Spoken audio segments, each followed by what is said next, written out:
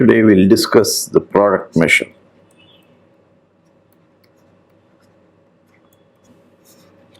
So we have x s mu y t lambda sigma finite measure spaces. So what is sigma finite? This means x equals union I equals 1 to infinity xi, y equals union j equals 1 to infinity yj, and mu of xi is finite for all i, and mu lambda of yj is finite for all j. This is what we mean by sigma finite. It can be written as a countable union of sets of finite measure. Okay, and you know what is S cross T? This is equal to sigma algebra generated by elementary sets. And we want to define now a measure on this sigma algebra. Okay, so we start with the following theorem. So x s mu y t lambda sigma finite measure spaces. Let q belong to S cross T. That means it's measurable in the product sigma algebra.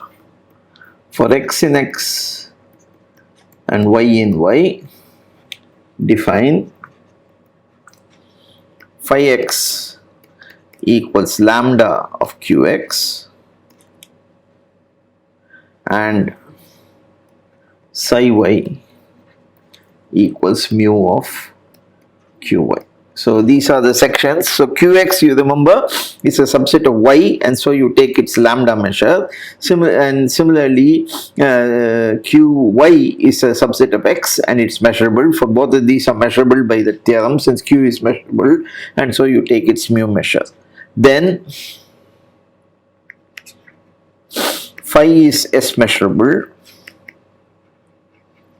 psi is T measurable. Further, this is the most important thing, you have integral over x phi d mu equals integral over y psi d lambda. Okay, so now you are going to this proof in various stages. So let U be the collection of all sets in S cross T such that star is true.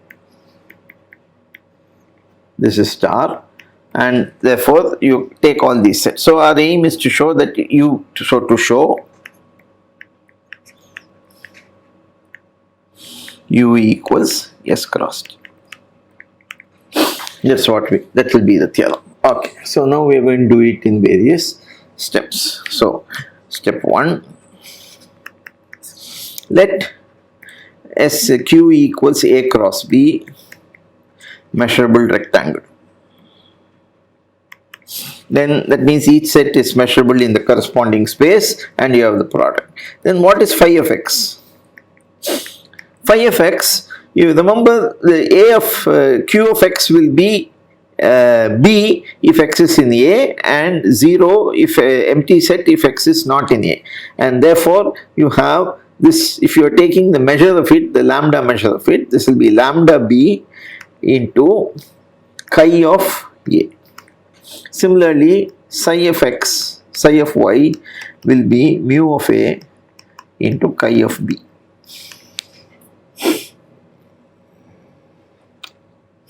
So both of them are, so this is S measurable, and this is of course T measurable. And what is integral phi d mu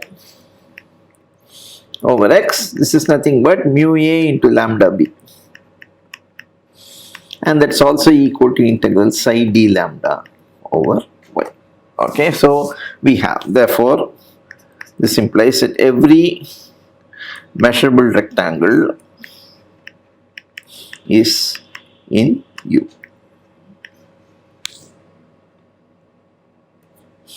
Step 2.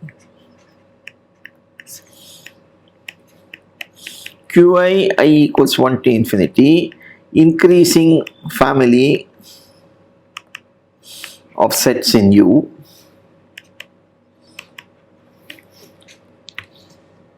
and you set Q equal to union Qi, I equals 1 to infinity. Question is Q in U or not?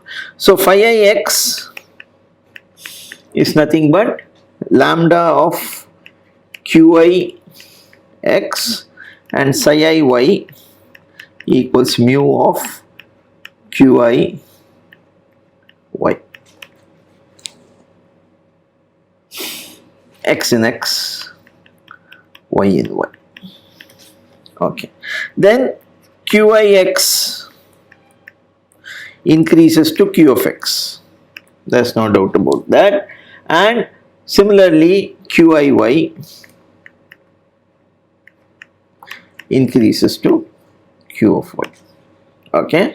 And for each of these, since Qi are all in U, so you have integral phi I x, phi I d mu equals integral psi I d lambda. But then phi I increases to phi and psi I increases to psi. Phi is what? Lambda of Q of x, and this is equal to mu of Q of y. Okay. So by monotone convergence theorem, you have a sequence of non-negative function increasing. So integral x of phi d lambda mu is equal to integral of x psi d lambda, and therefore star is true. And this implies that Q belongs to U. So if you have an increasing sequence in U, then the union is also in U. Step 3.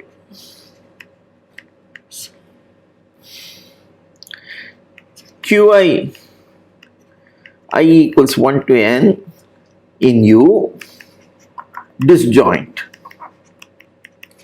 Then this implies, this is obvious, so that union Qi I equals 1 to n belongs to U. So this is obvious because sum of the integrals is the integral of the sum, and therefore you have nothing to really prove. Okay, so these are all disjoint. So you, in fact, mu of Qix is sigma mu of Qix. Mu of Qx is, so mu of Qx, sorry, lambda is sigma I equals 1 to n lambda Qix, and then mu of Qy equals sigma I equals 1 to n, because they are disjoint, mu of Qiy, and therefore now result is obvious. So now result obvious. Okay, so then therefore if you have Qi I equals 1 to infinity in U disjoint, then Rn equals union I equals 1 to n Qi belongs to U by what we just saw, and therefore Q union Qi I equals 1 to n Qi infinity Qi equals union I n equals 1 to infinity of Rn. Okay, and this increases to Q. Okay, and by step 2 you have elements in U which are increasing to Q. We know that Q belongs to U. So if you have a countable disjoint union of sets in U, their union is also in U. So step 4, A in S, B in T, mu A finite, lambda B finite, and A cross B contains Q1, contains Q2, etc. Qi in U. Then intersection I equals 1 to infinity, Qi belongs to U. So exactly as in step 2, use dominated convergence theorem instead of monotone convergence theorem, because you have that's why you put this finiteness condition on A cross B. You just have to repeat the proof and you will see that by dominated convergence theorem you have this. Now, so this is step what? 4. Okay. Step 5.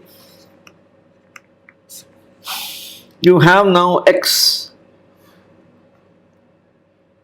equals union n equals 1 to infinity xn, y equals union m equals 1 to infinity ym, xn mu is finite, and ym lambda is also finite.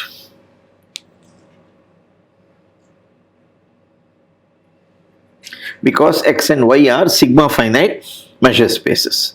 And now you take Q. So now you define M to be the set of all Q in S cross T such that QMN belongs to U for all Mn. What is QMN? QMN is equal to Q intersect Xn cross Ym.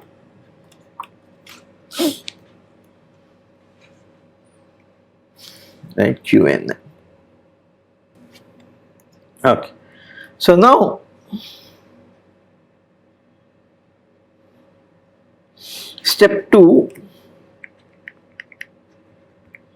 and step 4 implies M is a monotone class. Step 2 says any increasing in Q is in U, any increasing set family, the union is in U, and then the second one, the decreasing, means it's all in contained in a finite set, and that's QMNs are all contained in Xn cross Ym, which are finite measure, and therefore by step 4 the intersection will also be in U. Therefore by step 1 and 2 and 4 the M is a monotone class. Now step 1 implies all measurable rectangles in M, and step 3 implies elementary sets in M. Therefore you have that M is a monotone class containing elementary sets.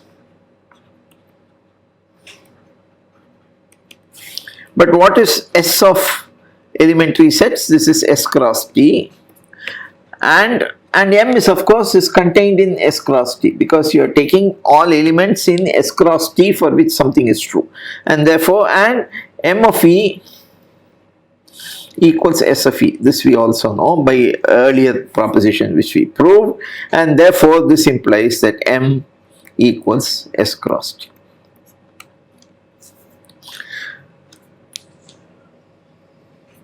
Step 6. If Q is in S cross T,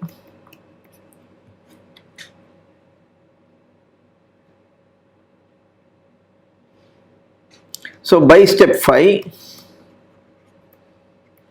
QMN, which is Q intersection Xn cross Ym, belongs to M,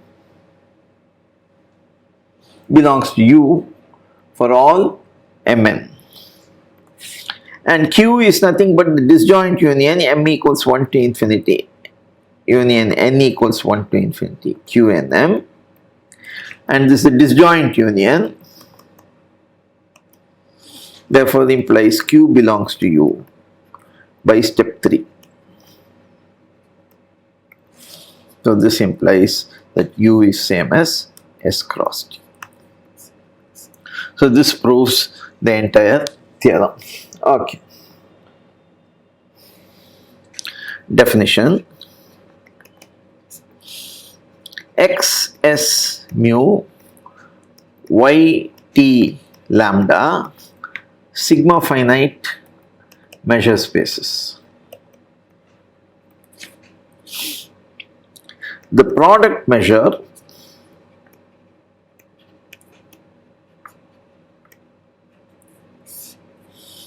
mu cross lambda defined on S cross T is defined on S cross T by mu cross lambda of any set Q is equal to integral lambda qx d mu x over x, which is the same as integral over y mu of qy d lambda y.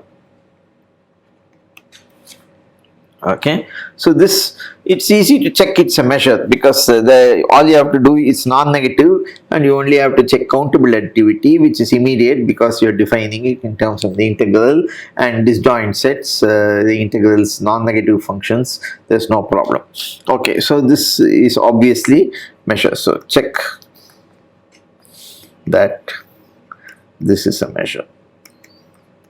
It's a very simple checking to do, and then the okay, so this is how we define the product measure on the product sigma algebra. So we have to, that's why we need to do this work. Okay, so now example, let us take R2. This has R cross R. Okay, now on R2 we have 3 sigma algebras.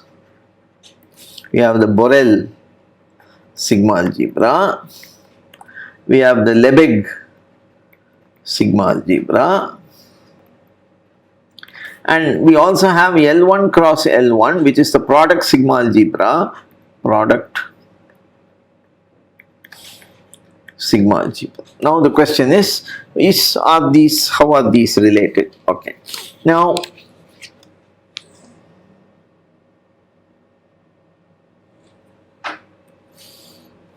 so clearly, since all open sets, you can write them in terms of products of open sets here, each thing, and open sets are in the corresponding space. They are all measurable rectangles, and therefore open sets contained in L1 cross L1, and this implies Borel is contained in L1 cross L1. Now let us take R equals set of all x0, x in R, and this is as a subset of R is contained in R2. This is equal to the union over all n belonging to Z of n plus 1 cross 0.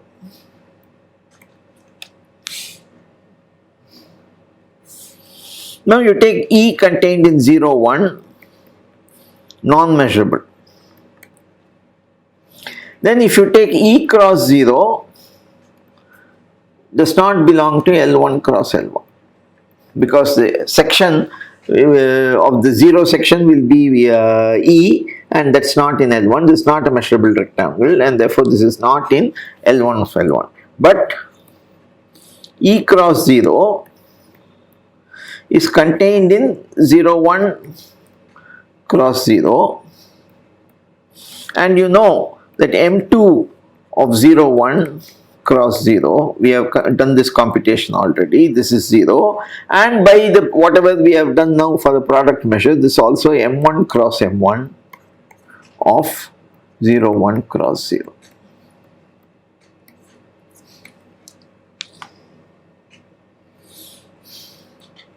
So this implies, since m2 is complete, the Lebesgue measure is complete, and this implies that E cross 0 belongs to L2.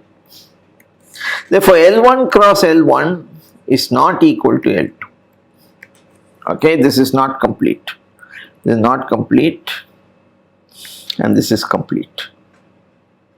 It's not complete, we have just now seen. You have a set whose product measure is 0, but it has a subset which is not measurable, and therefore this. So this is, so we have to be careful. The product measure is not the Lebesgue measure in the higher space. Then what is it? How are they all related? That we will see next time.